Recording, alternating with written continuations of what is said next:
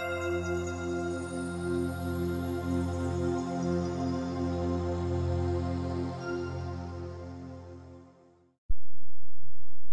everybody, welcome to the Legends of Vinyl, the Undisputed Truth.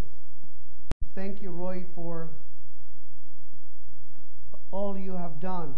I mean, you really are amazing, my friend. And I have had the opportunity to share a couple of interviews in New York, and every time that I hear your stories, I want more. I want to hear more. I'm one of those lucky guys that, as a young guy, we're practically the same age, and I'm a little bit younger. Yeah, I'm sure you are.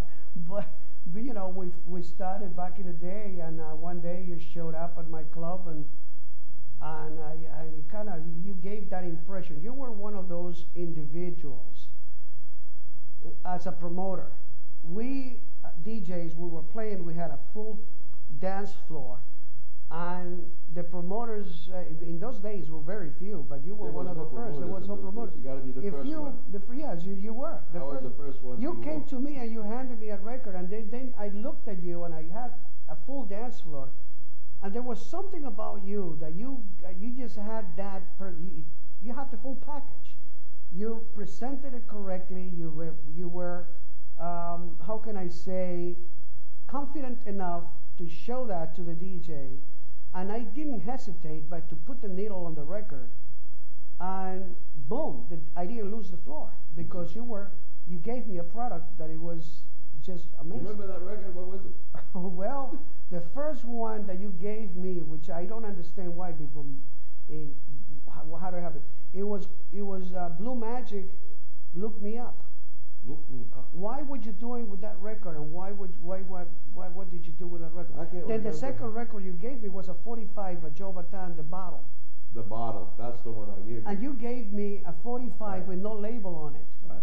And I looked at the record, and I looked at it and I said, what is this? What is this? At that time we didn't know this was a test pressing. Exactly. Nobody knew what that was. Exactly. And I was like, wait. You know, should I? You know, and it was The Bottle, which we were playing, the Bottle by Gil Scott-Heron, but this was a different version of it, Joe Bataan. Yeah. Beautiful, wonderful song. Yeah. And I didn't lose the floor, and I remember that distinctly. But you go back, way back, and this is just a little memory about it. Roy, what I would like, and I'm sure the audience, we all wonder, you go way back, I would like you to take us, this is something that I need you to just take off from that. Take us to your childhood, or maybe when you were a teenager. What motivated you, what put you in the spot, and then from then, just go forward, and I'll be here listening to you, and I'm sure everybody will be excited about it. Well, the main thing is, it's my career, everything I've done is by accident. It was not planned. I went to New York City College to become, I took business administration, and I was going there, no problem, and then in those days, major corporations used to have seminars in the colleges to recruit people, students in those days.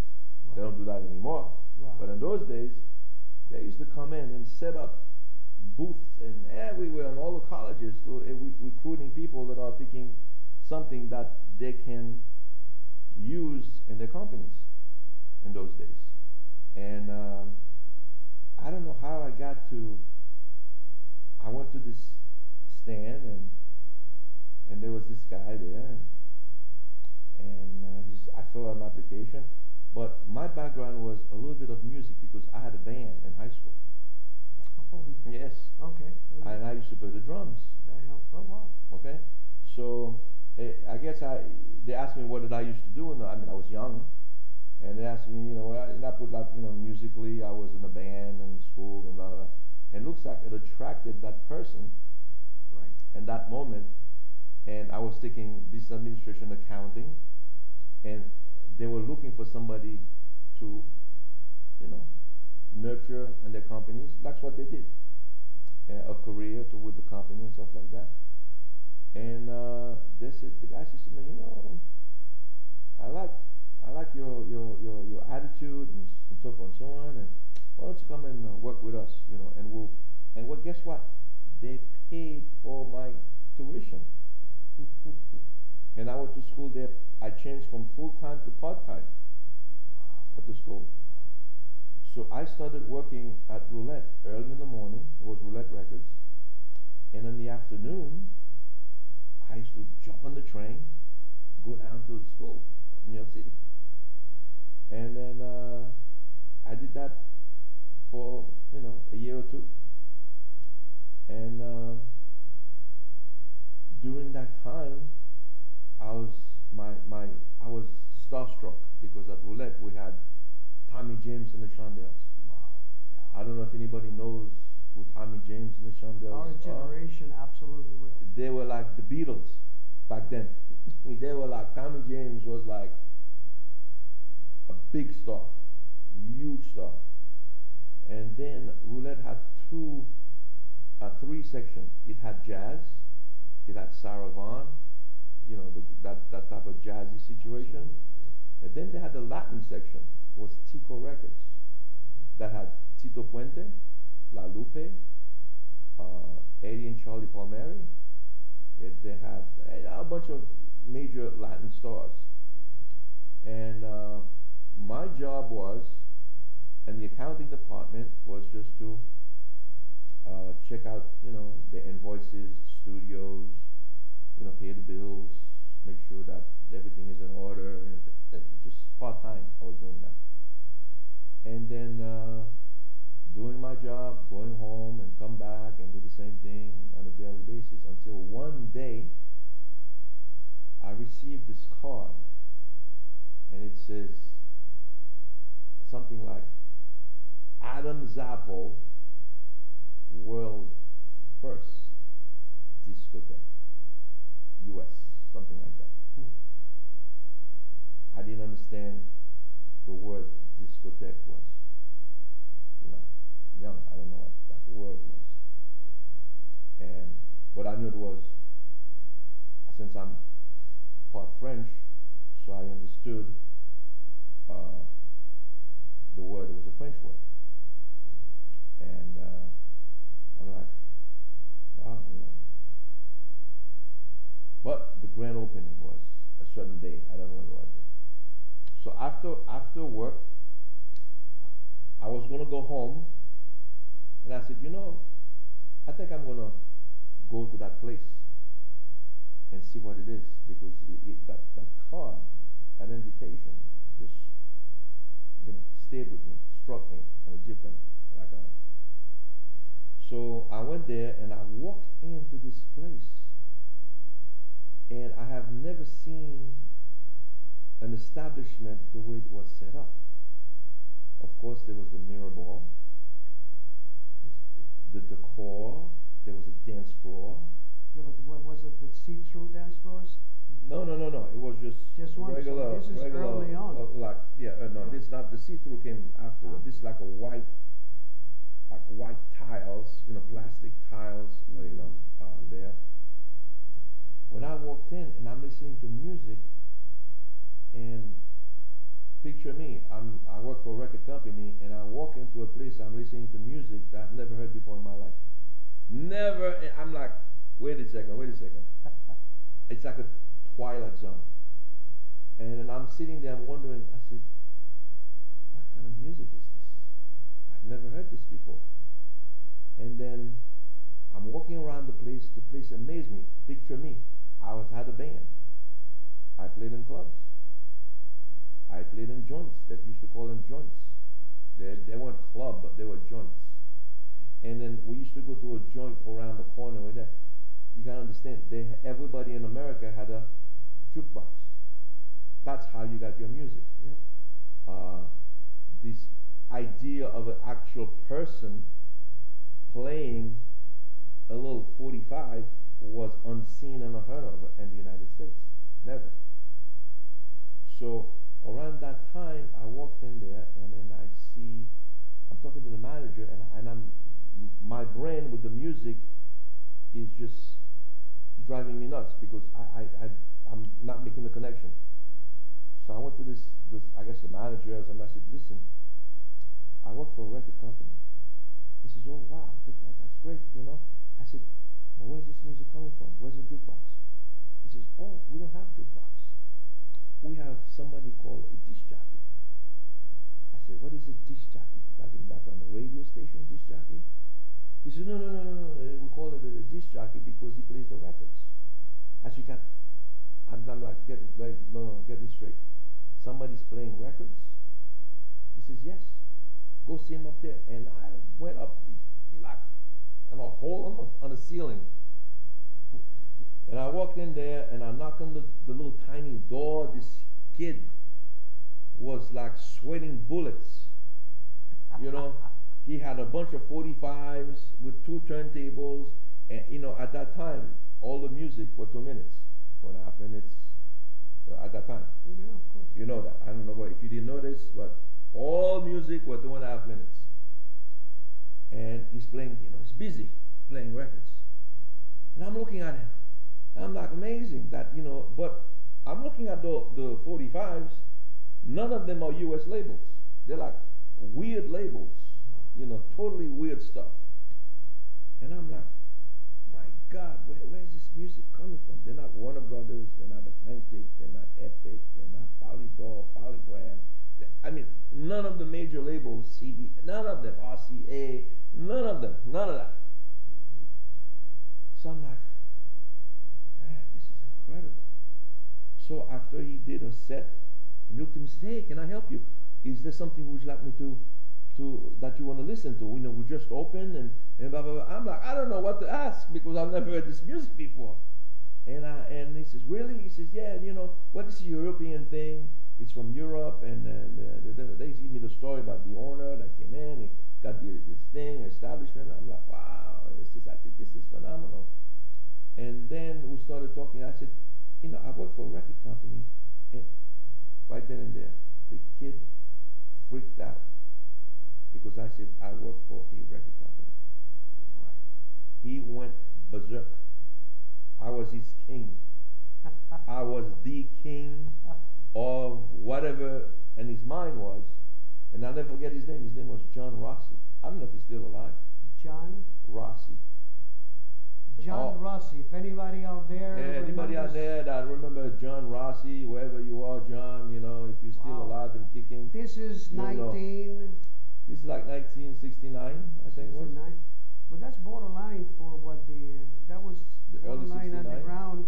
That what was happening in the underground, that was mainstream pretty much. Mm-hmm. Yeah, 68, 69 around that time. I just thought I was very young. Yeah. And then he went berserk. He says, man, you have no idea. You're a gold mine. We have can I come and see you? I said, but I have Tommy James and the Shondells. You know, I don't know this type of music. We have it, and the label. It was played. And he says, don't worry. I will find out. I will let you know what I can find. Then the lesson was, all the records that he played were all B-sides of whatever label was. It was never the A-side. Okay. In those days, for those of you who don't know, the B-side was the dance that made the DJs did something. The A-side was never played. In America, in those days, nobody ever flipped a 45 on a B-side, except a DJ. Except the DJ, okay. Yeah, I remember that. You made that right. You make that right. You made that right. We were curious. Yes. We needed to know. Yes. So the A-side was the bubblegum. They used to call it the bubblegum side. Okay. Yeah. And the B-side was something that the musician used to jam on and did something because they had to cover it. They had to put something on the B-side. So they had to do something and just throw something in there. Whatever it was, it was. I see. And that was the discovery of the discotheque music era. that was the starting of the introduction of that particular movement. So eventually, we had a very intricate situation. We had a record that was coming out that they picked up as an import, as a trade. You know, Roulette traded with a company in Europe with a record. And I don't know if you remember that record. And it was the first introduction to my boss. Well, you know, he died, he passed away, Morris Levy. And he gave me the opportunity. He saw what I discovered, and he gave me, you know, the run for it, but not that easy. And I was working there in the company, and John Rossi introduced me to 4 or 5 DJs that were in the New York area at that time. And when I met those guys, man, they were like, I can't remember all their names, and I do apologize, you know. And one of them became a good friend of mine, is Joey Palmentary, later on. Oh, Joey Palmentary. Yeah, yes. later on. Sure. I'll never forget him. It was my first time I met a gay DJ. That was Joey. But at that time, he wasn't gay. So, really? No, he was, but nobody knew. Oh, nobody knew. Okay. So at that time, nobody knew who was gay and everything like that. And he was, I mean, a phenomenal man. Yeah. And so we started collaborating. I'm listening to what they're playing. Where did you get that? Oh, we got this in England, we got this from Italy, we got this from France. Mostly were in France. All the records were coming from France at that time. And England, Germany, Amsterdam, Holland, you know, they were all coming from there. And then, but nothing was fitting what the U.S. market was doing, radio-wise, because at that time everything was AM. That's true. There was no FM. Like today, FM took over. I remember that. In those days, AM was the leader in music and playing records. And the general way to promote records or to put a record out is that the actual record company will have an artist, record a song, and then they have it and they played it live, and they fix the cue, they cue it, like 5 tracks, right? 10 tracks maybe, Yeah. That's it. There were no multi-tracks. No, 72 tracks, that's no. Exactly. Everybody came in and bang, bang, bang, bang, bang, and then that was it. That's it. Yeah. And then, so when they did the song, that's it. The song was done, and the needle went on, mastering it, and it's over.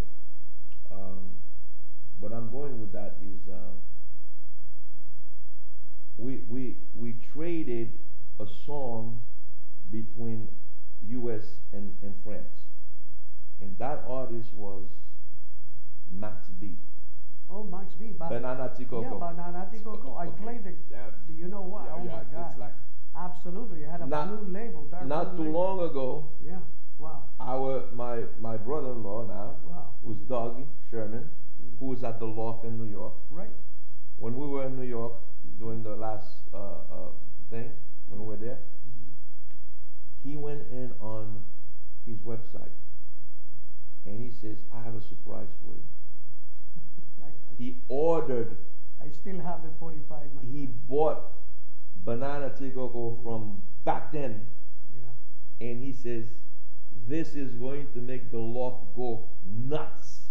That was last year, the year before, when we were there. After the awards in New York. He says, "My God, I can't believe I'm sitting there with you're my brother-in-law, that you put this thing out way back, and then today I'm gonna play it at the L.O.V, and it's gonna make history." I played that song so much. Yeah. So it was a jungle music. It was just like, Well, it was, yeah, you know, but everybody loved it. Yeah, the kind of So- music that was played underground. Yeah. So anyway, so normally every Thursday, I meet with all the DJs. They used to come to my office because that was the day that I used to stay late.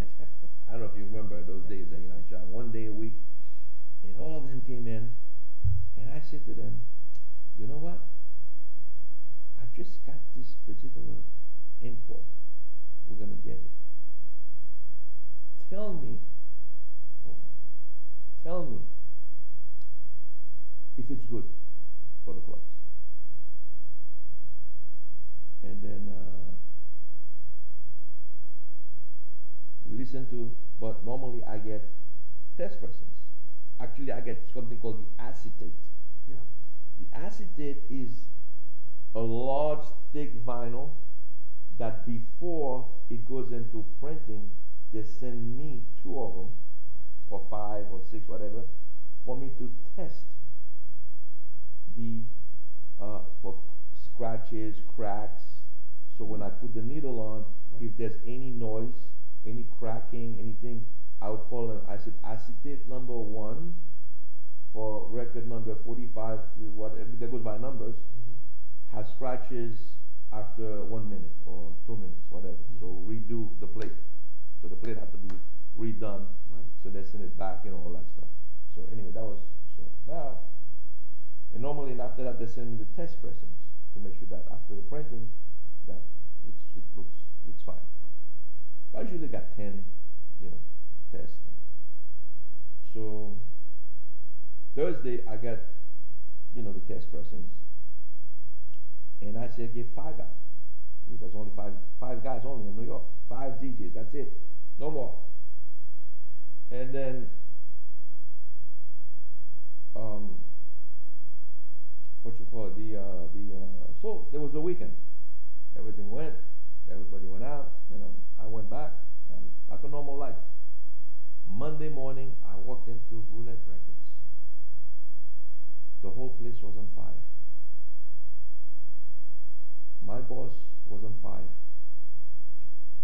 And he was mad as hell. No shit.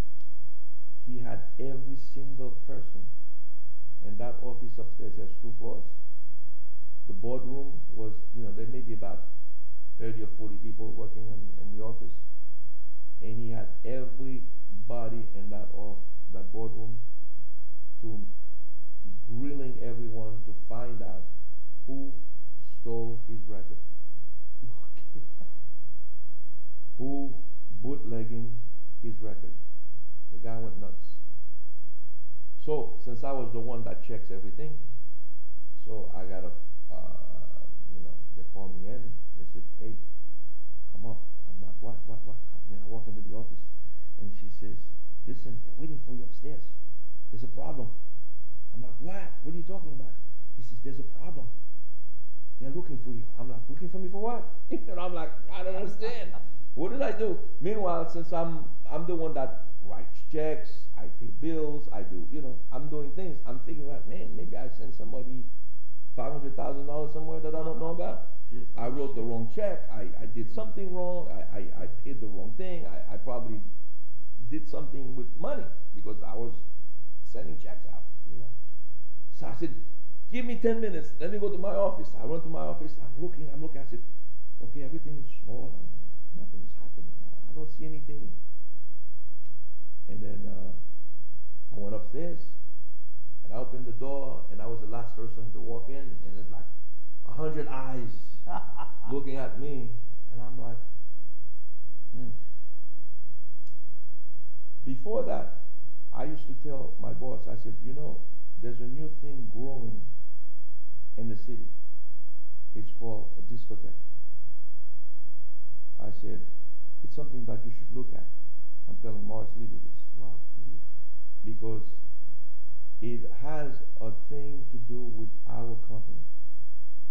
Where when we put a product out, you get an instant reaction if it's good or bad, if it's going to go for the public. Versus radio, you go to the radio, you beg the program director to play the record. begging for a couple of weeks, he puts it on for you. If it has, if it fits the format, if it's the right spot, if it's the, that's the norm. Right. That was the norm. You go and you give it the prime director. You wait. He'll call you. Say, hey, I like the record. Well, I'll play it at 4 o'clock in the morning. I'll play it at this time. Things like that. And that's what the normal things. Exactly. And I was telling them this all the time because I was with the guys, and I saw the difference, a new outlet, instant reaction for the record company, a new outlet for the record companies, and especially the one I work for, a new outlet. That we put the record, instant reaction. We don't have to wait for the radio next month, 4 months. No, it's like boom, it's done. Beautiful. We got it. It's moving. That's it. That was my idea. But that idea to implant it into somebody else, I've never seen it. It's a freaking Mount Everest. Correct. For them to absorb it, to see it, to understand it, it's totally different. I'm in the street, he's in an office. Like a cocoon, he's following the routine of normalcy. Now I'm coming in with a different idea, a different introduction to a different outlet for the company to go a different way to produce and manufacture records, and to get instant reaction and to start selling more records without, I gotta wait for the radio. No, we can do it on a different outlet. That idea alone was monumental for anyone. I don't care who you are, what label you were. If I walked into that office, I said, do you know anything about this? They said, what the hell is that? I never heard of it. Never. So, but anyway, let's go back to the meeting now in the conference room. Right. I walked in. They said, I need you to find out which pressing plant printed vinyl number 1, 2, 3, 4, 5, 6, because just a name, there's a number, because we go by record numbers. And find out if they send it out to the distributors without our permission. Maybe by mistake, because usually when you say, okay, it's good, they wait for you to say, how many are you sending out to your distributors? You say, okay, send 10,000 to this distributor, send 20,000 to that distributor, and so forth and so on. Right. So find out if they accidentally press the record, send it out to a distributor accidentally, and the distributor is putting it out and we're getting reaction from it. I'm like, okay, that's it. Whoa, I went down. Now what? And I called the record plants. I said, listen, the test pressing, did you guys print this number and send it to the distributor? They look, nope, we didn't print anything. I called the next one. Did you print that? Nope, we didn't print anything. We just send the test pressing. Da, da, da. So nothing went out. So I went back upstairs and I said, listen, no records went out to anyone. No labels was printed, no test press, nothing was gone except the test pressing that I had. So the DJ saying, the record promoter of Roulette then saying, I don't get it. How come I'm getting calls? They need the record. I don't get it. He says, well, why don't you find out from the distributor? Me as a logical person, I said, hey, where did they, because usually on those days, when you go for a record store to ask for a record, they usually ask you, where did you hear it? And that time, you walked to the record store.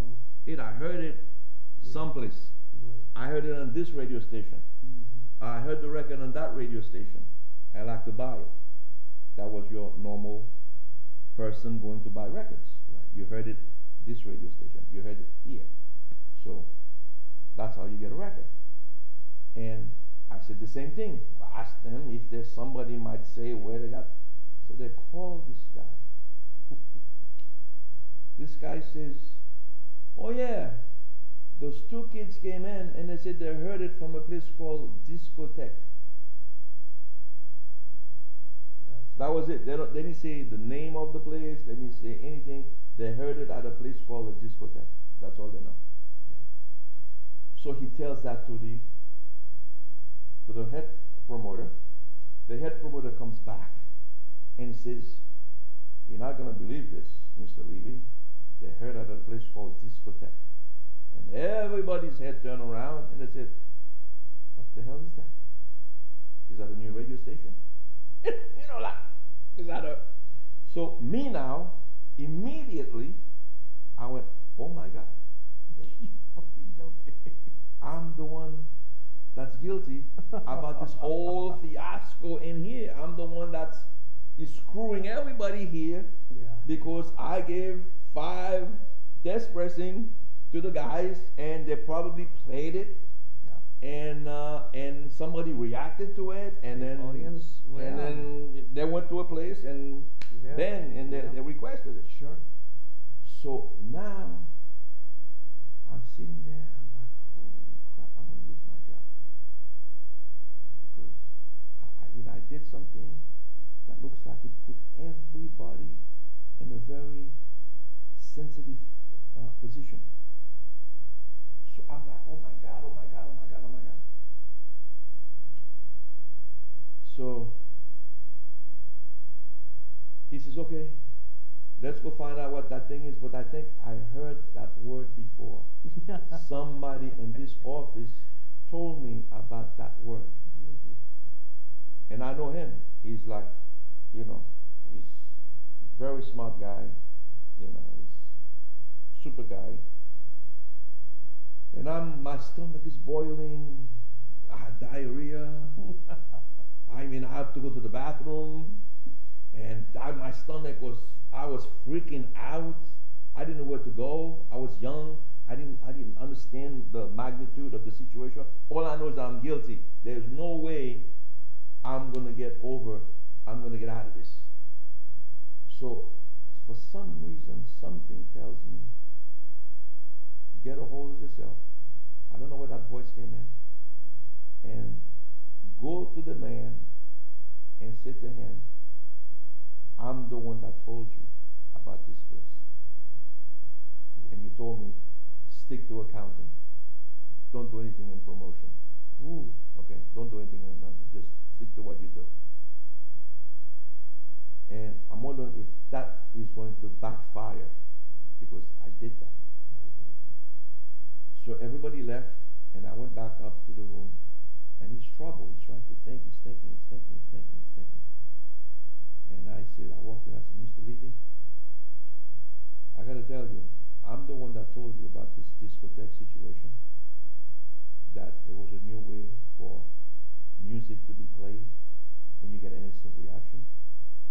So I'm the one that's guilty about giving the DJs that are my friends that come in on Thursday here, that you see me all the time, after work, around 5:30, they usually come in, and then I'm the one that told you about this particular situation. It's like an entity that's like, you got to explore to it, you got into it.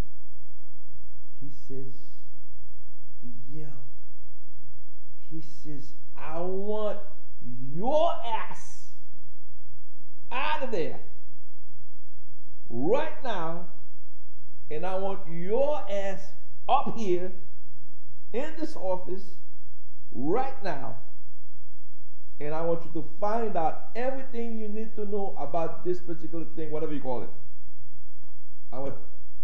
First I thought my ass was out, then there was like leaving the position that I was down, in accounting, to come and focus and finding everything I need to find about accident. Just accident. Pure accident. I had nothing to do with this particular phenomenon. Yeah. And then it mushroomed, and we were selling mini records. We were in the charts. Never on the radio charts, but sales charts. Right. And nobody knew. Whoa, why, how come they're selling records and they're not on the radio? There's nothing wrong with that. It's beautiful. And then, but all the other labels now are following what you're doing, and they wanted to know. Who were those people? Who was the next record promoter that kind of was, next to you, that you noticed that he was following your footsteps? Oh, Or which label or what? well, Because there's a lot of stories. There's a yeah. lot of stories. Yeah. For example, I can't remember which. I remember one guy for sure is Ray Caviano. Then I remember Easy Sanchez. But Ray Caviano came late. Like in 1974, something like that. No, Ray Caviano came in 77, 70. Yeah. Ray Caviano was in the sidelines just learning. Well, when I can't remember the name of the promoters, the people that were in the record labels at that time, really. Well, as a DJ, we used to go out. We used to come to see. Well, yes, I used to come out. You know, when things got really good, when I was really like full blown, you know, like you guys, I was your star. I was your king. I was your master. In those days, meeting all the guys now, all the underground people, all the clubs was really like people, whoever was an investor at that time, were booming into that thing because they were not looking at it for records. They were looking at it because of business. They were not interested about, oh, who's playing records. No, it's like a business. People were flocking clubs. They were like, I mean, right after that, there was a club opening every week. Oh, sure. Yeah, several clubs. Every week, a club here, a club there, a club here, a club there, a club here, and a club there. Every week there was something popping up. Yeah. Now, my biggest gift was Joey Palmentary. Joey came into my life, and you know he was part of the group. He was in the clique, you know, all the guys. Yeah, sure. And then Joey says, "Okay, you reach a certain level. Now I'm going to take you to the underground level." I'm like, "What do you mean? There's an underground?" He says, "Yes. I've never taken you to the underground. Now we're going to meet the underground. It's time for me to tell you who I am and where you're going to go." I said, "Joey, what the fuck are you talking about? You know, look at me, look at my pictures. You know, like macho guy, my fucking hair out to here, and you know, I'm like chest hair coming out. And I'm like, shirt all the way over. I'm like, I have a posse. I walk around with 20 people all day long, every day. I'm like, what the hell are you talking about? So I'm gonna take you. And Joey took me to the first gay club.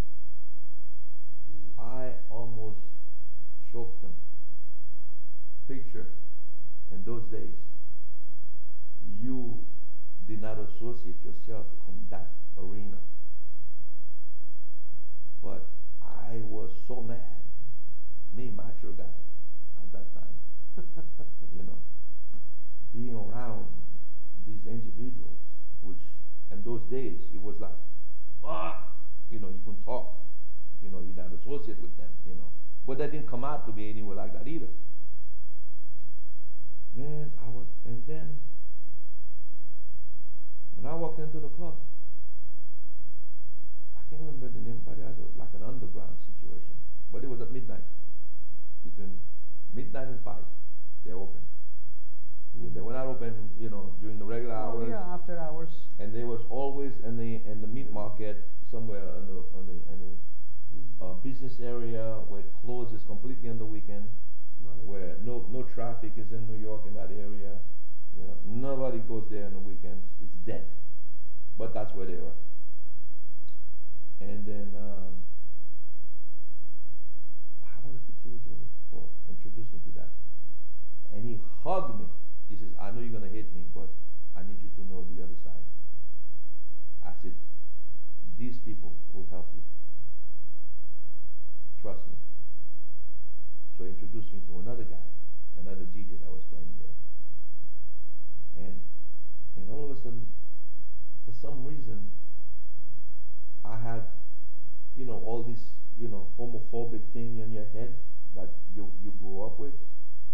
And then the guys came in, they all looked straight. Nobody looked flamboyant. I want you to know that. And then they came in, and then they were so humble, nice, no hitting on you, none of that stuff, you know. They were like so amiable, so thankful that I was coming into their world. Misconception about that is I was coming into their world, in that world, and I was like, and then my whole attitude started changing, and I was embracing them when I was embracing them. Don't get me wrong. 90% of my side did not like it. All the straight guys, they're like, ah. But me and my situation and my business, what I was doing, I felt that avenue was a major avenue. Absolutely. And for them to have an outlet for themselves and to supply that outlet and to make sure that they live the way they live, quietly, not forcing themselves on anyone, and quietly and underground. I loved it. I supplied them with everything. But originally the underground scene, as I go that far back, it was a mixture. It was gay and straight. Yeah. Such as Electric Circus and the Sanctuary and so on. But all those places were 90% gay and very, very little straight people. Yeah. But there was that family, was this situation where everybody got along and everybody had, a good time. People went for the music and nothing but the music. Right. And that was a beautiful part of it. And everybody was, like you say, humble. Everybody was, nobody had any, how can I say, animosity towards each other. Those days was a beautiful, peaceful thing. Yeah, I got to give them a shout out because they're the one that put Roy B really to the top in the promotion wise and the records. And then there was a lot of promoters that became, from Atlantic Records, RCA Records, and Buddha Records, Virgin. I mean, all those, record promoters that they also were DJs, and they became record promoters like Doug Riddick, and David Todd. They all came from under me. I remember them all. Exactly right. Yeah. They all came. They were all my proteges, and I helped them all out. I helped a lot of people out. I want you to know. Oh, I'm sure. I have given a lot of my time and expertise. But at that time, when we were doing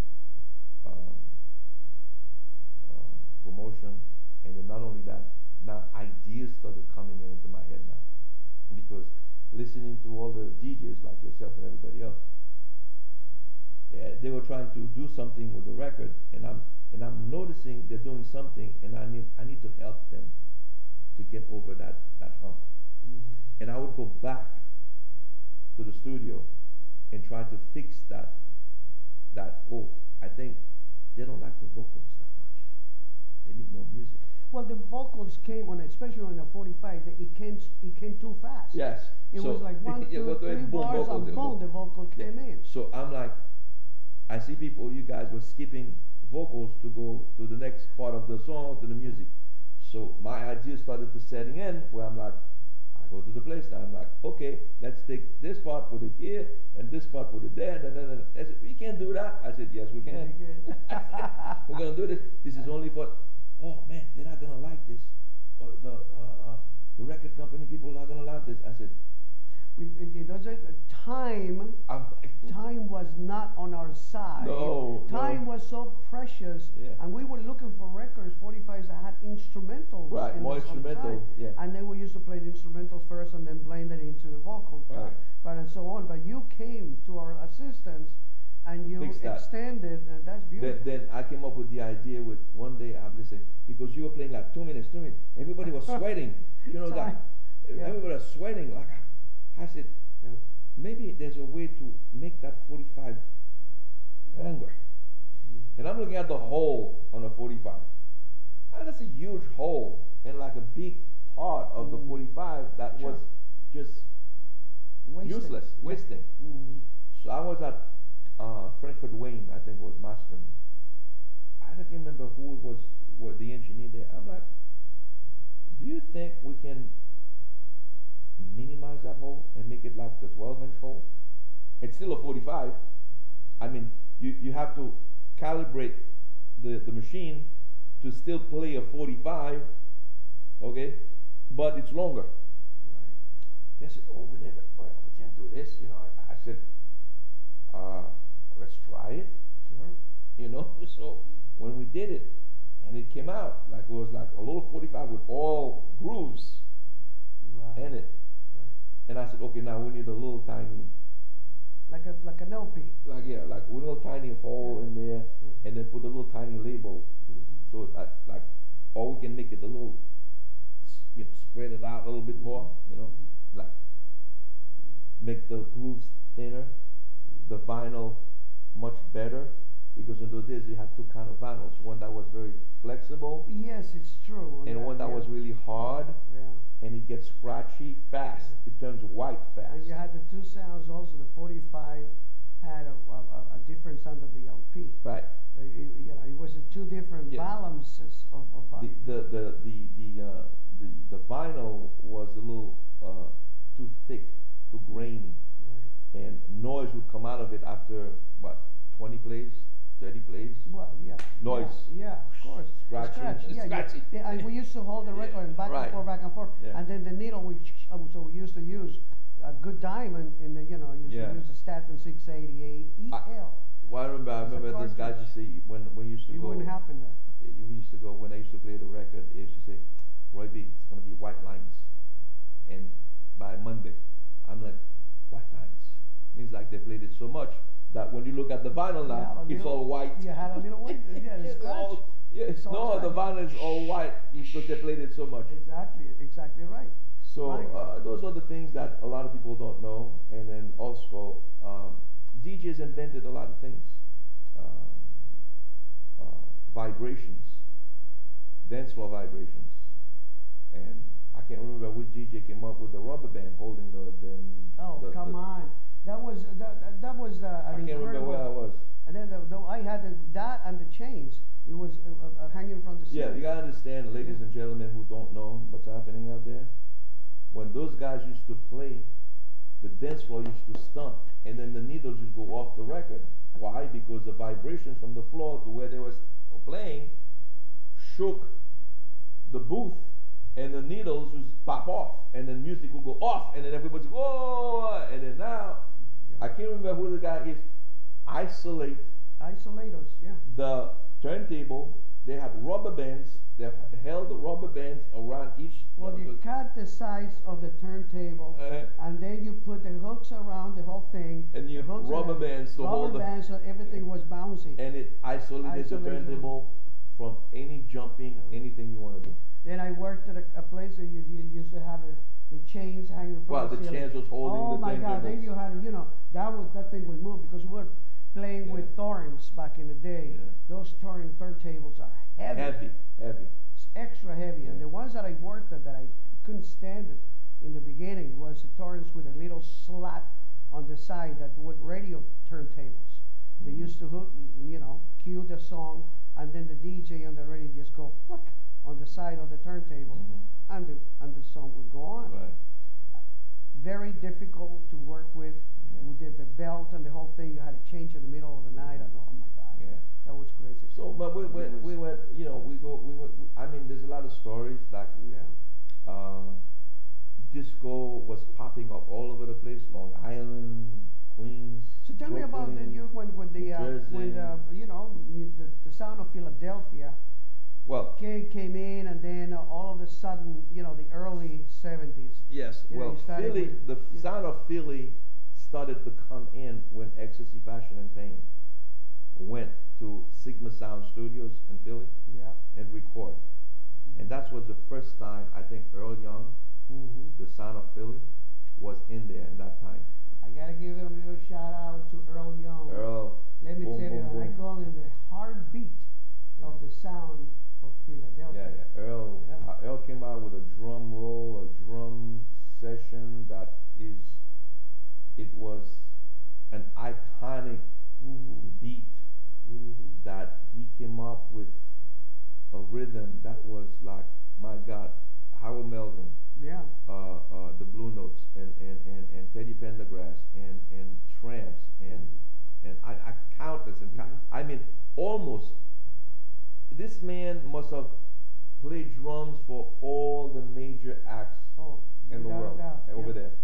I mean, that group, you know, the whole production group, the whole session, because you at those days you used to hire musicians. You know, producer would come in and an arranger, and they would hire those guys to play. They were not part of the band, but they played the track. And then the band can go out and follow the track if they want to and perform. But the studio musicians that were like the establishment, that's them. It's like the ladies of Sigma Sound, exactly. The girls of Sigma. The ladies of Sky, they're the one that sing background leads on every major hit that you could put your. It was a Sigma ladies. Yeah, Sigma ladies. You could. I mean, it's amazing how many tracks those ladies have put their voices on. Absolutely fantastic. Yeah. Like me, for example, I got. I had a lot of, you know, people that I helped work with. You know, I remember Jocelyn Brown, which was Barbara Roy's niece. Worked on our tracks. I recorded her. She did a few songs. We did. You know, I mean, there's so much stuff that I can right now. I can put my head together and all the. Absolutely! It's just mind-boggling how many spots. You know, if somebody would say, "Hey, do you remember the? Do you remember those days? You know, oh, that's right. That day I was working with this group, that group, that group. You remember that day? Oh my God, I was with that label. I formed this label, and I formed so many labels. Prism, Prelude. Helped them and so you had SMI and in those days you had to go Emergency you had to go to every town in between. I mean, every town. Oh yeah. So you had to go to Boston, Philadelphia. You had to go everywhere. Went everywhere. We went. I was. My God, you know, it was an amazing life I had. And as a promoter, did you? Well, obviously Manhattan. I'm sure you'll agree with me, and many people do. Manhattan was the center of everything that develops came out of. Everything started in Manhattan. Yeah. So and it was mushroomed into every place else. Yeah, and you know, and there's a lot of places. What did you have to go to the Bronx to visit some places, or maybe because there weren't that many places that like a promoter. So somebody told me, I think it was Caviano, who said to me, why did I have to go to Brooklyn? Or why do you have to go to Bronx? There was nothing there except in Manhattan. That's where everything would happen. No. Me, I hit everywhere. Yeah. I went to Staten Island. There was a club in Staten Island. I went. If there was a club in New Jersey, I went. If in Philly, I went. I went to anywhere. You gotta understand that was my job. To make sure that I hit every disco. Yeah, sure, absolutely. Because I discovered that situation, the promotion, Roulette, and Roy B. Invented that system for the discos. Tomorrow's leaving. Thanks to him, that started. Nobody, no record label can put their time and anything at that time on the disco world. None, nobody. Not a single one of them. You have to understand, in those days, United States record label were not producing disco records. They were coming from Europe. Right. Nobody produced anything for disco. Where was your Roulette when you decided to move on? Well, after we started at Roulette, we started with Pyramid Records. Pyramid, wow. Yeah, we did Pyramid at Roulette. And that's when DC LaRue, and I had another artist on Pyramid. I can't remember the second artist. Yeah. I had two artists on Pyramid. Crap. I can't remember the second act. Yeah. But after Pyramid was formed. 1976. Whenever. Night Cathedral. And the guy that came in as Pyramid, we had like a power structure.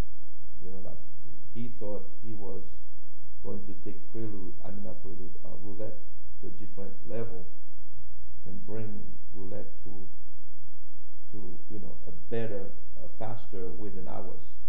You know, like he was going to go, you know, the guy from Pyramid, and him and I clash. He was jealous because, you know, when I walk out, up the street, 20 people says hello to me. Not a one single person say hello to this guy. It's the difference. When we go to the radio station, everybody recognizes me. When we go to the clubs, everybody recognizes me. When we go to some event, everybody recognizes me. So when we go to an event with somebody that's not on the street, at that time they felt intimidated by the statue. But I didn't do it on purpose. That I started it. Right. So it was like, if you're coming into my territory 4, 5, 6 years later, you just started. Absolutely. You're not going to meet what I have done. Started this whole situation. You're never going to meet it. I don't care who you are. Right. So, and then we had a clash. I said, you know what? Okay. At that time, I was doing okay, you know, and then I left. Immediately after I left, I was hanging out for a while, and all of a sudden, a good guy, I bumped into Stan Hoffman of Prelude. Stan says, I've been looking for you for a year. I said, really? He says, I need you to stop doing whatever you're doing. I'm starting a label called Prelude. You are the part of it. Okay? I need you to come in and start the label. I know you can, you're the one that needs to start the label. Okay? I need you to start the label. I said, well, you know, I don't want to start a label. You know, at that time, you know, he says, no, you got to come in. You got to come in. You got to come. He brought me in. I met Marvin Schlachter, a nice guy. And then started Prelude. I started pumping records. Everybody that walked in, boom. I was listening to products, blah, blah, blah, blah, blah, blah. You know, like I started putting records out. We started doing records. We started putting records out. Record after, you know, Prelude was big. I was pumping records one after the other. And then there was a thing on Prelude. I gotta tell this story. This is a funny story. I get there and I'm putting record after record, record after record, record after record. But there was a little stigma thing going on between producers and A&R personnel in the music business because it's very competitive. Who's coming out with the right product, going to the right label, they get signed up, you release the record, it's a hit. So, meanwhile, producers used to come in with tracks. And I said, wow, I like this. I want to buy this. Okay, I'll let you know tomorrow. I don't see them tomorrow. They go to another label. Wow. To get bigger money. Of course. Because I'm not giving 50,000 or 100,000, but Warner Brothers will, Atlantic will, Polydor will, you know. I'll start with 25, you know, 30, things like that. So they came to pick your brain? Yeah. They all came in every week. Yes, I like this record. Next thing I know, it goes someplace else. And it's been released on another label. I'm like, what the hell? So, one guy from Warner Brothers calls me up. He says, is this Mr. B? I said, yes. He says, I'm not going to say who I am. Please stop telling the producers you like the record. Because every time you say you like a record, we have to buy it. Because what you said you like, we buy, we put it out, and it's a hit. But we don't have enough room to put out all the stuff you said you like, and we don't have that much, you know, we don't have enough space to put records. Gotcha. I said, what? He says, every label knows the story. They all walk in and say, Roy B likes it. We got to buy it. They go to the next label. Roy B likes it. They buy it. And they start bidding. Atlantic is fighting with Warner or Polygram or whatever, you know. CBS, Columbia, you know, they're all fighting with the product that my name was mentioned by the producers. Right. And they're all bidding on the record. Case in point, Freddie James. Oh, jeez. I remember that scene. I was mad. I'm like, oh my God, those, you know, and I was being humble, you know, because I like it, you know, I felt, you know, but I didn't understand the business, that there's a cutthroat business. In the cutthroat business, why the producer want more money than I was offering. So, what was his name again? The producer of Franjoli and Freddie James. Ooh. I can't remember. I wouldn't know. Anyway, he came in with Freddie James. I said, wow, I like this record. It was something boogie, but I forget. Everybody come and boogie. I think it was, right? Yeah. And then he says, you like it? I said, yes. I called Marvin and Stan. I said, Marvin, we got to get this record. This is a phenomenal Get up kid. and boogie. Get up and boogie. I said, this is a phenomenal act. I wanna buy it right now. They said, okay. Preliminary contract. You know, he says, okay, I'll get back to you guys. I'll let you know. Boom. Who releases it? Not Prelude. It was, I think it was Polydor. But whatever. Another label. Yeah. Next thing I know, the record is out. Yeah. Another label. I said, that guy was right. You know that. Wow. The guy that called me to say, stop saying you like records because we're buying them. Everybody's buying them. And I'm like, okay. He shows up with Franjoli. Plays Franjoli. My heart was saying, shit, this is a hit. This is a perfect act. I want this act. I looked at him, I said, this is a fucking piece of shit. He went, what? I said,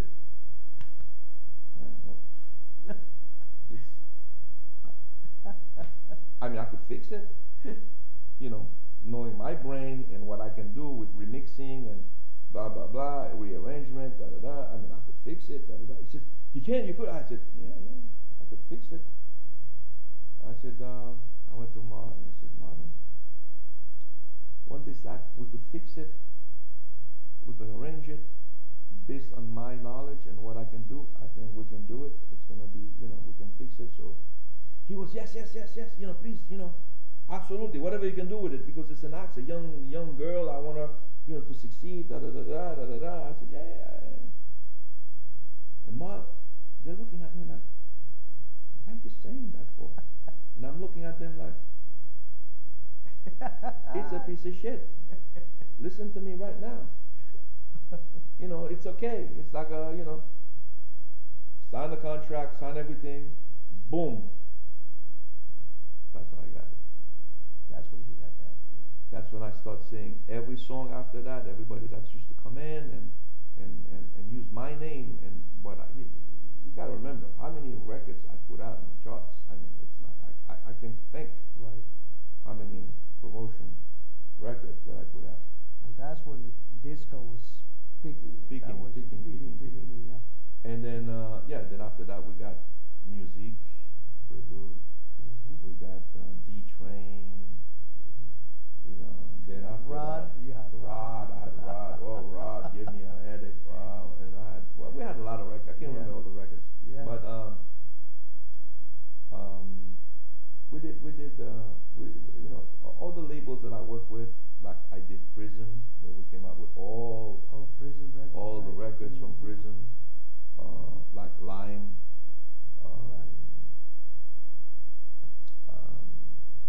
I can't remember all the records I put out. You know, Kathmandu. Well, that was Lime. Kathmandu. From what I understand, that was before they became Lime. Right. They released Kathmandu. That's news. You know, it was like what? Yeah. Well, I mean, I can't remember. Then after that, this little Italian guy came running after me. I was at a disco convention. Well, no, we had a disco convention in California, and there was huge. And then I sponsored like 15 DJs to come with me. You know, hotel, airfare, the whole thing. Took 15 guys. Al was one of them. Al Magliano, Phil Silverman. Wow. Al was a super guy. Still is. Still is. Al is like, I mean, Al, you know, hey, for those of you who don't know who Al Magliano is, he's super. This man has been around forever. Yeah. And he's a super nice guy. We did, so we did a convention in California. And then that was like, I mean, the second convention was in New York.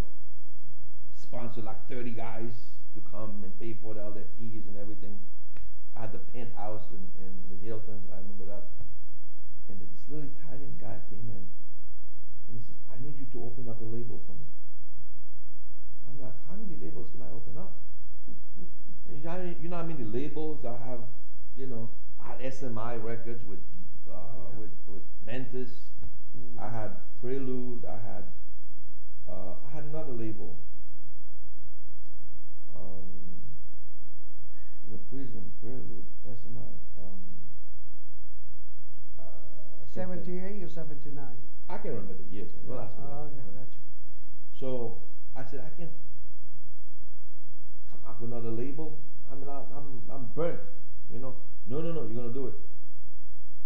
You know, you're gonna do this label for me. You're gonna do this label for me. You gotta do this label for me. I said, you cannot pay me enough to open up a label. I said, okay, I'm not doing it. And he was like, he whips out this briefcase. He says, this is yours. I'm like, okay. This is yours to open the label. And at that time, I met this guy called in a distribution called Brasilia Distribution. And I'm meeting him, and he wants me to, that's right, Brasilia Records and Tapes. They were a distributor, and they just distribute records. Right. They didn't have a label, but they wanted to distribute records, but they needed a label. I said, well, I'm going to form my own label. Because at that time, this was Roy B Promotion, so I was going to do it Roy B Records. And then, so I met this guy, and I said to him, listen, this guy wants me to form a label, and you have the distributor, and you want me to do something with you. You know, it was like, blah, blah, blah, blah, blah, blah. So when we get all together, he says, no, I want you to come up with the name of a label, and I want the record company to come out in 60 days. And I got a product that I need you to pick up, and I'm bringing it from Europe, and you have this product, Italian, da-da-da. I said, wow, another one. And then the guy forced me. Finally, I'm sitting with my staff. And I said, okay, I need to come up with a new label. This Italian guy wants me to open up a label. Really an emergency situation. So, and he's got a track that he wants me to put out for him, remix it the best way I can, you know, if it's good, no good, you know, but, you know, magically I can do it. And then I said, so I'm looking around, and I see the emergency exit sign by the door. Yeah. I'm like, how about, since we're in an emergency situation, we call it Emergency Records. Everybody looked at it and said, whoa, that's a great name, let's do it. And everybody, okay. So I said, we have a track. This is the name of the artist, DD Sound, Cafe. Cafe. I said, Jonathan Fearing was there. Jonathan was there. Can I do the mix? Please give me the mix. Don't you give it to Tom Moulton. No. You give it to everybody. You never give me a chance to do a mix. Let me do a mix. Yeah. You know, everybody does the mix except me. And I said, okay, Jonathan, you do the mix. So you end up doing it. You end up doing the mix. And then we came out with Emergency. Now, this guy wanted Emergency to be known so bad in the United States because he had a plan in Europe. If the label in Europe is successful for 6 months, he is a millionaire in Italy. Because United States projects what the Europeans are doing, record-wise. Right. So I'm like, we come and sat down in Emergency. I came up with the idea. I said, you know what? Let me call Steve Rubel and tell him that I'm coming in with a new song and I'm going to come to the studio. I'm Studio 54, but I'm going to come in a specific way that is going to really, really, really make a statement. But I don't want it to be sharp. Right. So I'm coming out, so we're all sitting down. I said, okay, Emergency Records. I want an ambulance as a limo. I want my staff to wear white doctor's outfits. Everybody's name will have doctor, what their names are. I'm making jackets for everybody, every DJ. I want like 200-300 jackets made up right now, print. Shorts for all the gay guys, all the clubs, all the chicks, all the girls. Shorts, Emergency shorts. Yeah. All the DJs will have that jacket that I made. I made one for Prelude, and I'm making one for Emergency now. I said I want that nice satin with Emergency on it, the labels, my name, everybody, you know, and for all the DJs to get that jacket. I called them. I said, "This is what I want. This is the budget." I said, "No problem, do it." Printed. I shipped. I don't know how many thousands of shorts, T-shirts, and jackets to everybody. That week, I couldn't get an ambulance. It's against the law to have an ambulance as a limo. You couldn't do that. So you had to either be ill or die. Yeah. So I'm like, oh my God. I said, I was there. I said, what are we gonna do? So I came up with an idea. I said, we're gonna take a white limo and put the Red Cross on the door. Yeah, smart. So, and the big scene was we're gonna pull up in front of Studio 54 where the mob scene is and pull up with the white limo with the Emergency label on the door and the goddamn Red Cross, and all of us gonna walk out, go into the club wearing white jackets on, like doctors with stethoscope, you know, things everywhere, and we're walking into. What a great idea! I mean, it was like a freaking. Usually the paparazzi and the media they were was like, outside, yeah, right? I mean, when we walked in, everybody was like, "Whoa!" You know, like about 7 or 8 guys, Wonderful, girls with their doctor's outfit, nurse's outfit, walking into. I mean, it was an incredible scene. The man called me up 2 days later. He says, "My hat's off to you, man.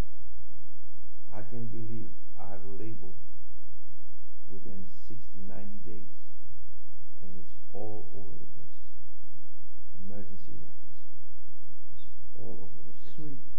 Yeah. There was recognized, the promotion, the marketing, the ideas, everything that flew into me, and I put it out there, you know, just to make the projection. And the record wasn't too bad. The record was a hit. Yeah, well, yeah, what's It was a medium hit. It wasn't a big hit. But you have to understand, I'm forcing myself to take something and make it something that I had no wants. You know, it wasn't my creation. But I had to figure out a way to make it happen. And happened. Yeah. And then after that, we did, we got Shannon. Well, Emergency, yeah, you got Shannon. We got Shannon. We had another group that was really good too. We had a big hit with. I can't remember. Love's gonna be on your side. Love. Okay, okay. We had another big hit with that. Wow. And you know, it was Fantastic. those are the memories that I have. And that's prior to Roy B Records? Or Well, I was at the same time, yeah. I had Roy B then there, and Emergency. I did Emergency, and then after that I did Roy B. Because you brought back Barbara Roy. Ecstasy, Passion, and Pain. Yeah. And to Roy B, because then I made up another label called Chazro Records. Right. Then we had Wicks and Company. Yeah. It was a major hit. Major hit, yeah, major hit. Rock Your World. Right. It was a major hit. And still today in France, the track is used by a whole bunch of people as the intro, background music, still today. Yeah, yeah. An amazing track. They still use it. So that's the end of the 70s was coming into an end. So to speak. Well, during that time also, I came up with Maurice Levy calls me up. Well, he calls me for two things. He says, I need to see you right away, because that was 1979, I think it was. Calls me up and says, I need to see you right away. So you kept a good rapport with the guy? Oh yeah. Called me and says, I need to see you right away. And he says, number one, you owe me royalties. I said, I owe you royalties? Are you joking? Because I put you where you are. Remember that. You didn't pay me royalties. I made you famous with the disco. I didn't get anything out of it. So it's okay, trade. You could have Ecstasy, Passion, and Pain because I own the name. But you could have it if you do this. I said, what is it? He says, first he shows me stock of invoices like this thick. I'm looking at the invoices, 20,000, 10,000, 5,000, 20,000, 50,000.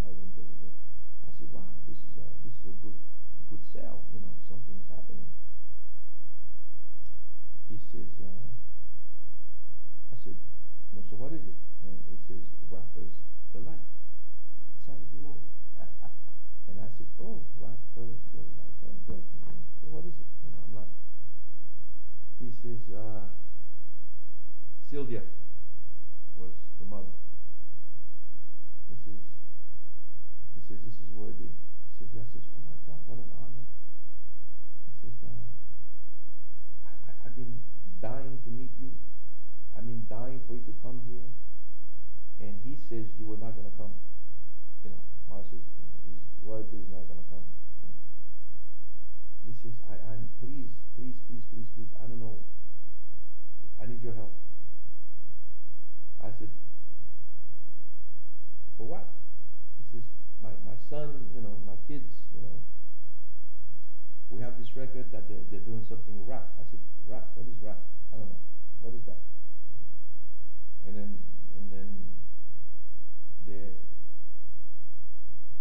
they're just doing something with and it's called rap.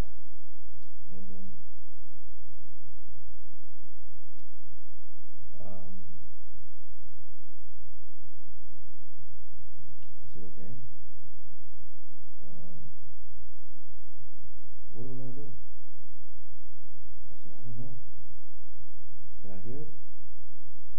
And they put this record on. I said, whoa! What in the world is that? Wait, they took the rap song. The rap, yeah, I said the hip hop, they took the I'm like, this is totally impossible. So Roy, you were talking about Sugar Hill Gang.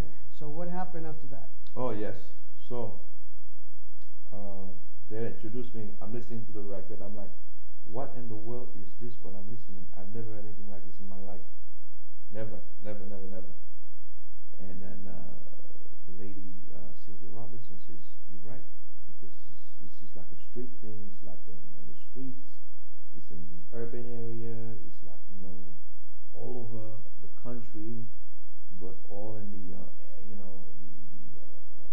neighborhoods that are like not the same thing that you guys are used to. I'm like, oh my God. And then says, this is the sales, you know. They're buying it behind the trunk of a car. Wow. Record, the distributors are not carrying it. Somebody has to come in and buy it from us. Yeah. Printed it specifically for them because they know where to go and sell it. Because the distributor can sell it because it's not on the radio, it's not on the clubs, it's nowhere. It's only street. The street corners all over Baltimore, Philadelphia, Chicago, you know, Washington. It was urban, basically. Strictly urban. People come in with their cash, they buy it cash, and they take the little 45s and they take off. No distributor was distributing the record. They couldn't because they had no way of. And it was a normal facility. They sent to all the record stores. You know, you can't because the record store won't know about it because they cannot stock it. They will not buy it because there's no radio or club or any place. Nobody's playing it. And he says, I need you to put your name on this record. I'm like, what? I said, are you crazy? He says, your name is going to go in there and you're going to fix it. We do it. Whatever you got to do with me, you got to do me that favor. I said, Morris, I don't know how to promote such an act. He says, if there's somebody out there that can do it, you're going to want to do it. He says, you owe me that favor. You owe me that favor. But to tell the truth, I don't care what you say, your name is going to be on it anyway. I said, well, you're going to put my name in the record cover. You know, we're going to put your name on the record cover. You know, you're the promoter, you're the marketer, you're this, and that, and that. Whatever you want to call it, I don't care what it is. So I'm like, I have to think about this for a while. He says, you owe me. I mean, the guy was, you know. Right. So I go back with the record. I had some test pressings. And I said, how am I going to get this thing off the ground? I'm thinking. I got the record, the intro, you know me, I have to, in other words, we have to fix the product where my gift was when I hear something, I turn my head. I don't listen to it facing. I never listen to a record like looking at it. I'm making believe that I'm a customer. I turn my head around. I look at the wall. Make believe I'm just a passing by person. I'm passing by and I hear a sound. I hear something. Does it attract my attention? Does the hook attract me? You know that. Or is it attracting my attention? So then I'll turn around and I said, "Ooh, what is that?" That's the way I used to think. But he had the hook, all right. Yeah. So I'm like, okay. So we're going to fix the introduction. We're gonna, because the way it comes in, everybody will jump out. Whoa, what is that? You know. So we have to figure out a way to, get you in. Right. And then, well, since the chic sound was out and about, so we tweaked it a little bit. So it gives you like, okay, if we start the intro, everybody will think it's that type of sound. It fits in. I have to introduce something to you that you already know and you feel comfortable about listening. Yeah. And then when the hook comes in, that you have never heard before, you're already in. So you have to listen. So is that right? So the intro, we extended the intro, and then we fixed the intro where, well, you're gonna feel something coming in, but you don't know what it is. And then, but the intro, like we rearranged the track, we rearranged everything. So now when the intro was coming in, you already in the intro. You know, as a music wise, as a beat person, you know, it gets you going, and then boom, it hits you, and you're like, what was that? So we had an issue. I went to see Frankie Crocker at BLS.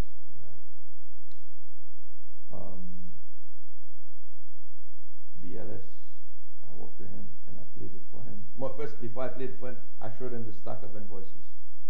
Oh shit. You know, that's the hook. Yeah. I said, listen, you may not like it, but look.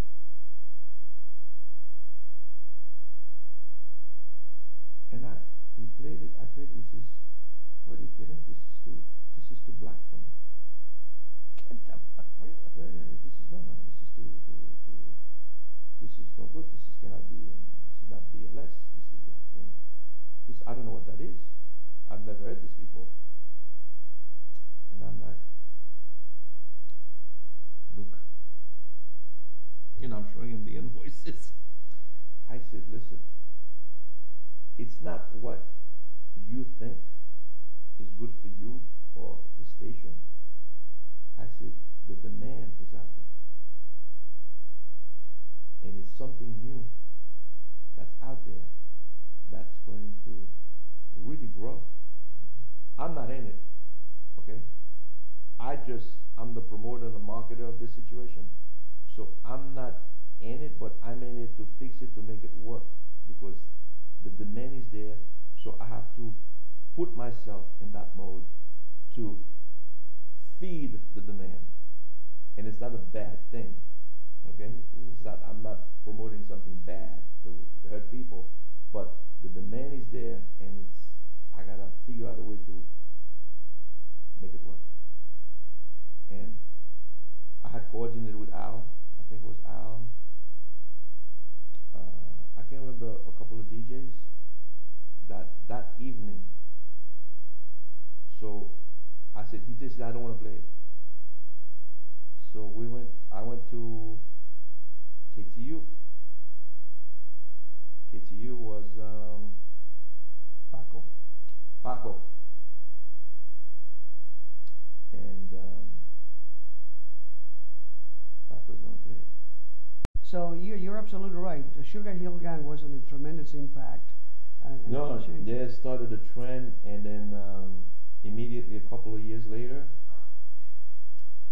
the productions of dance music was starting to die, and because rap was taking over, and rap was done for $500, because the rap artists only copied our tracks, looped it for a few seconds, and then looped it again with the limit of non-infringing royalties. Right. So they got away with not paying any royalties because they use a certain amount of bars by law. Wow. And so they became a successful entity by not doing anything with the tracks, but by their voices, whatever they were producing. Right. So the vocals they introduced, the urban market ate it up like there was no tomorrow. Right.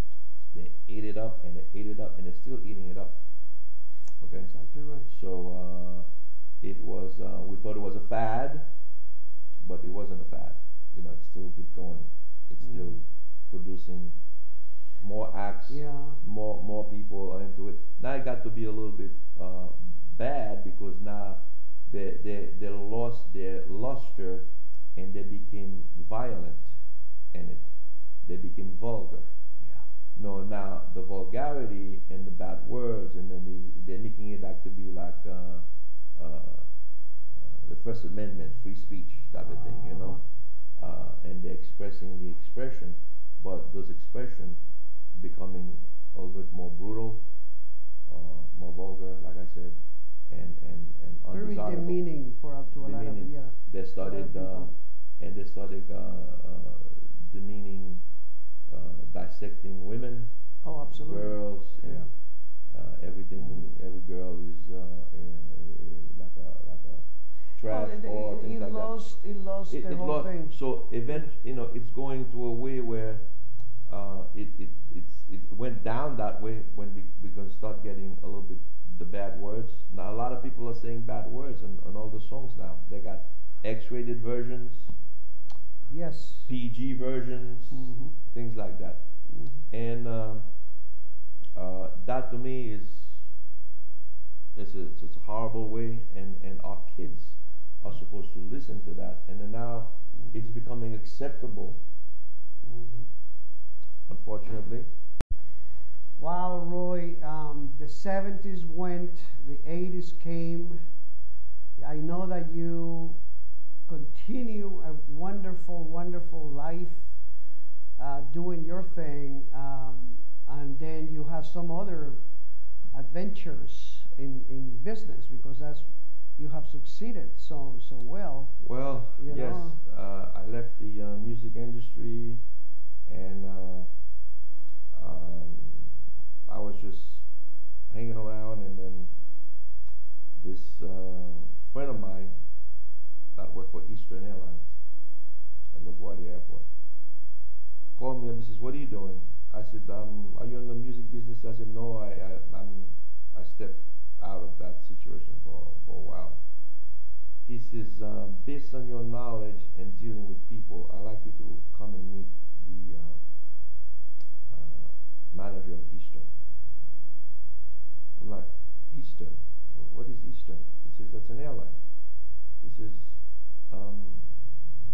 I said, "Well, what do you want me to do on an airline? I'm a music guy. I mean, people, this is like tough. This is like the transition, Right. He says, just come to the airport and let's talk." A week goes by, he calls me back again. He says, "Are you coming or what?" So I said, "All right." I think it was 1989 or 90. And I said, "Okay." So I came in, and I see an ocean of people in a gate. The gate, you walk into a gate, and you see an ocean of people, LaGuardia Airport. I'm like, "Oh my God, this is a disaster." And he looked at me, he says, "What do you see here?" I said, "Well, you need crowd control. You need somebody to put everybody in place." He says, "That's you." I said, "Me? I don't get nothing." So I was like being introduced. At that time, Eastern was the airline of Orlando, Disney World.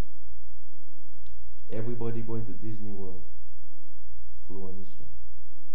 Oh, is that right? Okay, so they had the big L1011s. I know there's an airline that has like a huge, like 20 rows, of kids can sit in. I mean, like massive. And then I walked in, and I immediately I focused, and I see how to control the situation. I was, and then so the manager came in and says, "This is how we're dealing with people. The crowds they're like mom with 5 kids, parents with 10 kids going to Orlando, uncontrollable, da da da da da da da da." I mean, we're like exhausted, trying to control the situation. Come up. I said, "Have you ever tried humor? Like being funny? Because if you try humor, usually people listen. And this stuff, instead of being like customized like the robot that the very corporate, all the corporate thing, you got to follow the computer, blah blah blah blah blah blah blah. It comes to a point where it doesn't work anymore. So have you tried to become a little bit train the agents to be like more humanized, more and humor, try to turn around and instead of you know confrontational, because everybody's confrontational, I said, why don't you reverse psychology and do something else? And he says, can you do that? I said, well, I don't know. I never tried it. But I mean, I know it's in you and a human being to be able to diffuse a situation, because I've been in many situations with artists, you know, performance, stage. I'm on stage all the time, you know, with my groups when they're performing. And I've been exposed to that. So that's why we needed you here to come and visualize something else that nobody has seen except the corporate world. Somebody on the street can come in and see something else too. So I came in and I got on the mic and say hello to everybody, and everybody listened, and everybody quiet down. I don't know what I said, but I was saying something funny. And everybody listened, and everybody went down. Instead of the corporate regiment, the corporal, the army regiment that they teach you at the airline industry, how to be. Yeah. And right then and there, I started working for Eastern. I became the supervisor of Eastern and LaGuardia Airport within 6 months. That's fantastic, boy. And then, unfortunately for that, after I think I was about a year there, Eastern closed down. You know, they had a strike. That's right. The pilots went on strike. Do you think that your jokes make this? Goes down. The pilots went on strike. Yeah, the pilots went on strike, and you know, with this thing, and I'm like, wait a second, I just got this job, and I'm enjoying it, and all of a sudden the pilots fucking messed it up. I can't believe this. Fucking Eastern closed down. Oh man. Well, let me tell you something. I have a couple of questions. Yeah. And just to make a little light of this conversation, if you had a time machine, where would you go, and what year would you go back if you have that choice? Oh my God, my best. Would you go back to the 70s? Those were the best years of my life. Unfortunately, God did not give me the knowledge to understand what He had given me. Well, I guess a lot of people have that, and in me, I made a lot of people famous. A lot of people made money. Not that I didn't. I got a salary and very little compensation, but I got the fame. Mm-hmm. My compensation was watching the success of everything that I touched. That was my compensation, not the money wise, but other people enjoy the money more. Me, I was doing it because I was just doing it, because I didn't know what I was doing was going to become an iconic situation. I didn't know when I was switching records, mixing records, rearrange records, that it was going to become, wow, let's have a DJ remix a record now. Yeah, well, everything was being done. Yeah, so I was doing it and then not knowing that eventually it was going to become a huge thing. Like, look at today. The DJs are the major stars now. Now they're featuring artists. The DJs are featuring artists. Yeah. And they're the DJs. They're the one that did the production, they mixed it, they did it. Well, and everything is done. And you know, Dua Lipa, you're going to sing on this track. And it's a privilege for Dua Lipa, which is an artist now that's making a lot of hits, being on a record with a DJ. It was like, oh my God. Or Calvin Harris. Sure. Unfortunately right now, look at my niece. You know, Doug Sherman's niece is dating one of the biggest techno DJ in the world, WW. How iconic is that? That somebody from my offspring, my sisters, is being with a #1 DJ, even though her father is a big guy at the L.O.V. For those of you who don't know the L.O.V, the L.O.V's been around for 45 years, right? 40. Well, 1970 opened up on Broadway. David opened. Yeah, David opened this thing up, and And that's where also I was the first one with David to introduce something called record pool for all the DJs to go and pick up records instead of jamming all the record companies. That was that particular moment. A very, very special time in our lives as disc jockeys. We appreciate it. Yeah. You know what David did and what your input into David and then it was a family. Oh yeah, it was. You know, it was part of your family. Yeah. So all these things were happening, but as I regret that not knowing, you know, you didn't have the knowledge to see where this was going. So you were cut short of the success that you're supposed to have with it. I was cut short with the compensation that I was supposed to get. I was cut short with the monetary value. I was cut short, you know, like royalties and so forth, so that you could have had, that I could have had. Right. All the songs that I helped and produced and rearranged, I never knew that I could have said, I need a percentage. I need royalties. I need that from this particular production.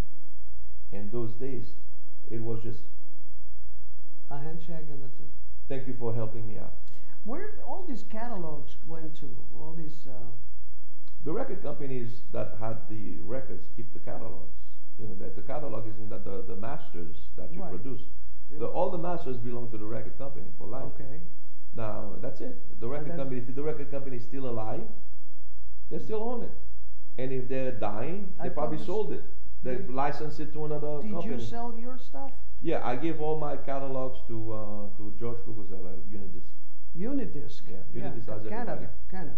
Yeah, George is a good friend of mine. So when I was not doing anything anymore for years and years and years and years, he asked me, he says, "Hey man, why don't you give me your catalog?" Man, I says, "Okay, fine, here it is." Wonderful. Yeah, wonderful. And he says, "Let me have everything, you know." Woo. So what do you remember about some of the DJs back in the 70s?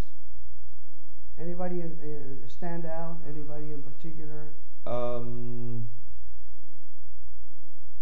I know Joe Palminteri was your. Well, Joey did something Al exceptional. Al was, Al, was good, and well, actually, Paul Casella. I have to say, when I met Paul was doing something more different than every DJ. I think he was the first one to beat match. What was he doing? Yeah, whatever he was doing. Paul Casella is responsible. As we were working in Manhattan back in the 1973, 72, 73, and we were slip queuing, just slip queuing. The word came out, it says, there's a guy in Queens, and I said, Monastery. Queens, the monastery. Yes. I says, wait a minute, what are you talking about? This guy just, you got to go on there. So I went. But I didn't go to the monastery. He was playing at a place called the Menagerie. Menagerie. And the place was about the size of this living room. Yeah. And it was overflowing with people. There was like 300 people outside. And I never made it in. And I said, the hell with this. So I went back to Manhattan. One Wednesday, I found out that monastery on Queens Boulevard opened up. Right. So I went in on a Wednesday. Took off from Manhattan, went in, and I stood by you. I walked in. Beautiful place, I remember it. And I stood by the corner and I listened to this guy, and he was playing 45s. Yeah, only 45s. You know, he was playing 45s. That was, well, 12-inch came later on. And he was blending it as seamlessly. I mean, it was seamless. Yeah. I mean, complete. And I was, how the fuck did he do that? Yeah. How is he doing that? Yeah. And so I approached the guy, and and Paul is one of those people that to this day, as a matter of fact, nice guy. One of the most humble guys that you ever meet. I'll see him on Friday actually. Tell him I said hi. But and I say hello, and he didn't cover the record. He didn't really cover it. And he actually done it, but not when I was there. And I introduced myself and say hello and this and that, and I met my wife actually at the monastery, 1973. And years later, I worked with Paul in several locations, including after hours at the rooftop / top floor. Then Cat Club, when I called him up to come over. 1986, I left the Cat Club, and Paul Casella continue there, and then in 1987, I think he met Stacy, his wife. Same place we worked there, so it was like it's been a magnificent friendship for many years, and I love that son of a gun. But he's one of the most how can I say appreciated DJs. No, he's a talented son of a gun. Super nice man. Yeah. I mean, let me tell you everybody that I never had any problem with any DJs. I mean, that's, I was when I was up there, I was the same person. Exactly. I mean, everybody can tell you that. Every DJ can tell you. Roy B was the same guy, whether always he was making. Always with a smile. I never had a chip over my shoulder. I didn't think my butt was better than yours. And you allowed us to come in and kind of destroy your office back in Roulette. We used to come and because we know that he has some records that was private, and all promoters used to do that actually. And we used to open the cabinets and says, where'd you hit him? So, but he always was a nice guy, smiles, and so on. So it was great, Roy. I appreciate that. Let me ask you that. What message will you give the new generation? Tell the new generation in your experience something that of value that they will take. The main thing is always being nice. Be humble. Okay? Everybody you meet has a history behind them, and you don't know it. The main thing is, like me, I don't know, my character is a humble guy. I never had an attitude. People with attitude will fumble, will destroy certain path that they were put on, and then it's very hard to get back on that path because your attitude, your presence, the way you come on, the way you come off. I don't think I ever had anybody complain to me about my attitude, the way I approach people, the way I say things. I don't know, maybe today, in my older days, I could say certain things that I still humble as hell. But my main thing is be humble and be nice all the time. Always look at what the other person may be feeling and not feeling, because you don't know. You don't know the person. You don't know anything. And that happened to me many times. I'm looking at somebody and I think that person looks like a freaking dickhead. Oh, this guy could be like or whatever. And then it's the other way around. The one you think was going to be the worst thing happened to be the nicest thing. So I learned that because I learned that because I was young, and I learned the message because I went Joey with the community that he introduced me to. Yeah. So all the stigma that I had, so I learned a lesson. For some reason, naturally, I became this person that to be, hey, I gotta be nice to everybody. I cannot judge. I mean, people have done things to me beyond recognition. I can tell you stories how many stabbing that I got because of my niceness. Yeah. They always said nice guys finish last. It is true sometimes. But there's always a compensation. God will come in and take care of whoever did to you. Trust me. Karma is a bitch. I know it for a fact. Everybody that ever did me wrong got served. I'm telling you right now. Anybody, because me, when I come into something, I give it 100%. If I can give you 100%, I'm going to tell you. Listen, my limit is up to here. We need to get help from this side and from this side to continue. Okay, I find another way to come in, to bring something else in, to project whatever we're going to be doing, because I cannot do the whole thing. Hey, I need help here, I need help there to do this. I'm not God Almighty, everything. I'm not, I'm just gonna, hey, I know when I need help. I know when I need certain things, and I cannot do it. So I'll have you come in and put it together.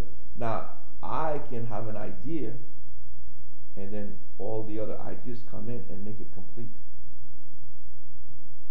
And that's what I need everybody to understand. That in your life, well said, you do brother. that. Well said. Well said. The same thing about a message. What would you say to the producers, to the new producers, record promoters, but that they're not record promoters anymore Well, in the sense because there's no records, but the artists, because the new producers, and I think that there's still producers and record people like you, like Caviano, like people in the industry that they have made a name, including somebody who is still very admired and done incredible work like John Luongo, and he is still relevant to in the industry. I think that this is an emergency right now, 2018, in the industry because, as I call it, the music is flat, completely lost the soul, and there's no more any more messages. There's no lyrics. There is no melodies. There is no strings. There is none of that, and it's just not really nice thing. When was the last time? And I asked my friends, when was the last time that you actually got excited about a song that is really impacting you? Well, me, I really like every genre of music. Yeah, so yeah. I appreciate talent on every direction. If you're a soap opera, talented, if I hear something you're doing that hits me tremendously, I will appreciate that. If you're a pop singer and you do something that I feel it, I appreciate that. But what would you tell this? Do you think the music needs help? In other words, the old timers, should they come forward and snap out of it and out of the comfort zone and say, hey, I think this industry really needs some help. Let's go there. Let me tell you, an old timer like myself right now, we're trying to reinvent ourselves, cannot step into the record business right now without the help of what is going on right now. Our ideas in the past and the new ideas of today, it's very to the extreme. Can't do it. Because the technology, we're not in it. We're not making records. It's all digital. There's no more record stores. There's the whole distribution type of thing. It doesn't exist anymore. So for an old person, an old timer like myself to go into this business, I need tremendous amount of help. I have ideas, but I need the help to go into the industry right now because the industry right now is completely digital. It's funny though, but in Europe, they're still accepting, vinyl, and they're still, it's still digital. I was talking to a couple of friends that are actually coming to the States, and they see, that Europe in general, you go to Italy, you go to France, you go to the UK, and all of those people in the UK especially, tremendous impact over there. You go to Well, play. you have to understand, United Kingdom, gold record is 100,000 records. There you go. So it's like nothing. It's like a drop in the bucket. I understand that, but France is 500,000. now it's 500. Yeah. That's a gold record. Wow. Germany, these people are like 50,000, 30,000. Wow. That's gold records. That's a drop. That's like nothing. But to them, it's big. To us, it's nothing. Our gold record is 1 million. True that. That's a big, big difference. We produce more acts, records, production than any place in the world. So whatever works in certain areas works well on a small scale, and they're doing well. That small scale for them is beautiful. Hey, I'm on top of the world.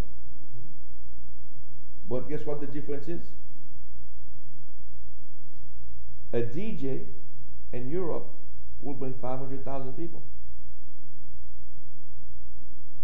A DJ in the United States can only bring 1,000, 500, depending on the club they're playing. Yeah. But one DJ in Europe, many of them, will bring 250,000 people. Now that's the difference. So they have their goal stuff over there that way, and we have ours in a different way.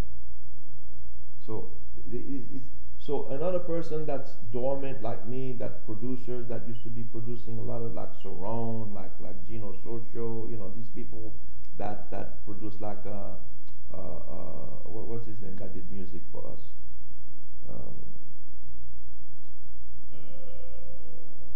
Push in the bush when I put it out. Patrick Adams. Patrick Adams. People like that. Since they're producers, they can still try to do production.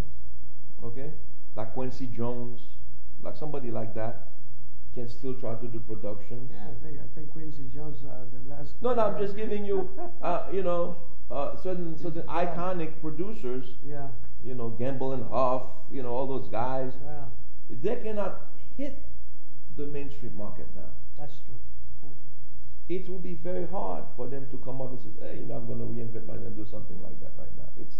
It's a totally, you have to learn this is your time.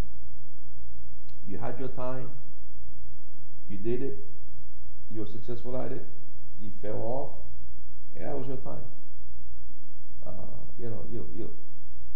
That's the way music is. Yeah. That's the way, hey. Unbelievable. The Beatles couldn't be the Beatles any longer. Yeah. That's right. And the Rolling Stones cannot be any Rolling Stones anymore. They have concerts, and concerts where they make money, and a lot of people still that age and thing will follow the concerts, and they'll do concerts. But selling records to be on Y100 or Power 96 or Z100, no. It's a totally new market to tackle. I love this, Roy. I have a couple of more questions. Sure. And this question is obviously several years ago I founded the Legends of Vinyl. It's been quite a ride, quite a trip. A lot of ups and downs, more crazy stuff. But we're in a situation now that we feel more comfortable and confident that we are striving for better. How do you feel about Legends of Vinyl, L.O.V, and how do you feel about being part of the board of directors, which I was ecstatic when I found you, when I saw you. I searched for you in such a way that I even asked on social media, has anybody seen Roy B, and so on, and finally you came into my life, and I mean, it's like an incredible thing, and I appreciate that you have taken us seriously, and coming from you, it means the world. Well, because that puts us in a situation that is, the reality is that you are not a person that will accept a position as a board of director just for the title or something, but you have to see whether it's good or bad. It's got to have something for you to say, yeah, this is working. How do you feel about L.O.V? I feel an honor, number one. Wow. I feel honored to be part of the organization, because creating that organization to me was like, when you told me about it, I felt, wow, it's about time that something can be established to honor the people that started this whole situation with the dance, the club, the discos, music, mixing, long playing records, remixing. Like right now, every artist must have 10 mixes on a record. True that, yeah. Do they know why they did 10 mixes? Mm. They don't know. They were just born in it right now. You know, give me an artist on the radio now. Whatever it's on the radio now. Yeah, whatever. Everybody needs 10 mixes. Do they know why they need 10 mixes? They don't have a clue. Mm. We do, because we invented the mixes. And honoring those acts, those artists and the DJs, the radio people from the past that invented this particular situation is tremendous. It's awesome. It's priceless. And to come out and say to somebody that in 1970, 75, 80, whatever it is, thank you for what you have donated, contribute to the music industry. Even though the top 1% is not recognizing you, but the bottom 99% is honoring you. Because thank you for your donation, your contribution, for what you invented, for what you did, for what you created. In the music, you made people happy, you made people smile, you made people dance, you made people listen to the music on the radio, you made people dance to the music on the clubs, you made people go out. You know what it takes for somebody to get off their chairs, their house, their comfort zone, to say, I'm going to go out to the record store and buy a record? And I mean, it takes a monumental movement to attack your brain, to the person's mind, to infiltrate that mind, to trigger a sentimental value that you feel compelled to get up and go out, get in your car, or on those days, take the train, the bus, wherever you're in New York. Yeah. Or I'm going to go to the record store and I'm going to look for this artist that I heard the music and then I feel, oh my God. That accomplishment that people don't really realize, to make you get up and go and get, it's like priceless.